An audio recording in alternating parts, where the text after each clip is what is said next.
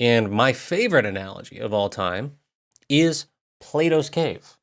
I think Plato was probably one of the best. I'm not going to say the best of all time. I don't think I need to narrow it down to one, but definitely one of the best to ever do it in the human game. And so the analogy of Plato's cave is worth its own podcast. And I will do Plato's cave as its own podcast. But the idea is most people are playing blind in the sense that they are in. And if you're not on visual, I'm sorry. It's going to be hard to understand this part. But look at the visual, right? You've got the people that are looking at the shadows and they think the shadows are real, but the shadows are not actually reality, but only a fragment. And they are entertained by the shadows their whole lives, and they never question whether the shadows are actually reality. And the interesting part is that there are those that are holding up the objects to create the shadows, to control them so that they stay in the cave. There are forces that want you to stay in the cave. And so the idea is look at this guy. He's like, oh my God, there's actual reality outside of the cave. And this is what I'm trying to show you. But we're going to have a ton of people, I'm sure, that will even watch this and they think to themselves, no, I want to go back in and I want to get the nice car. I just want to focus on getting these things in the game, the shadows. They just really want the shadows.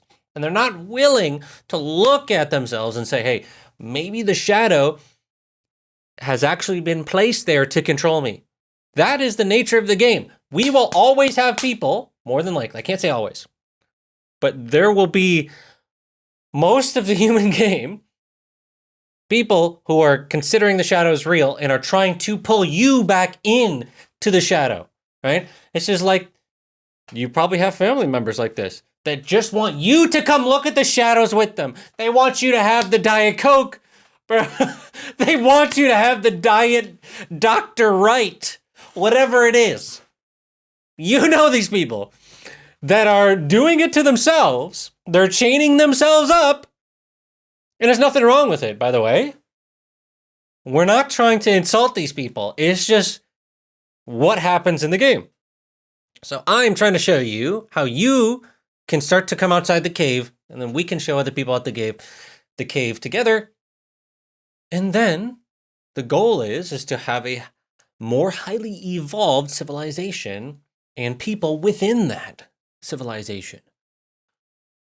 Less suffering in the same way that Buddhism, the premise is the alleviation of suffering. All right? Not that suffering is intrinsically bad. It's not.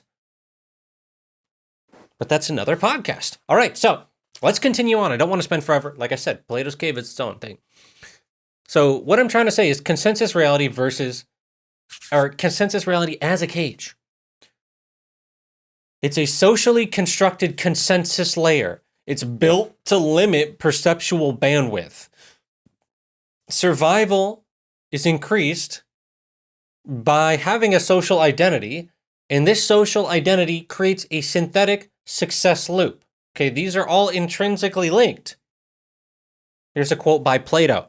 How can you prove whether at this moment we are sleeping and all our thoughts are a dream, or whether we are awake and talking to one another in the waking state?